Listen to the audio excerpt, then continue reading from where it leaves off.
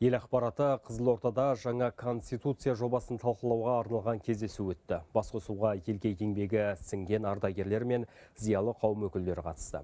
Олардың қатарында халық қаһарманы армия генералы Мұхтар Алтынбаев, мемлекет және қоғам қайраткері, дипломат, түркі мемлекеттер ұйымы ақсақалдар кеңесінің мүшесі, Қызылорда облысының құрметті азаматы Икрам Адарбеков бар. Жиында конституциялық реформаға байланысты жарты жылға жуық уақыт бойы ел көлемінде өткен жалпы халықты талқылаулардың маңызы аталып өтті. Түрлі алаңдарда ұйымдастырылған ашық пікір алмасулар қоғамның саяси белсенділігі мен жауапкершілігінің нақты көрінісіне айналған айтылды.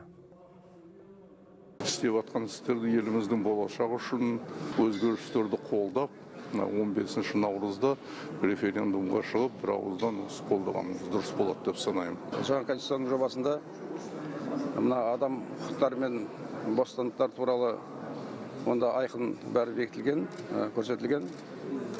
Ол әрине ол әрбір азаматқа өзін қауіпсіз және сенім сезуіне мүмкіндік береді.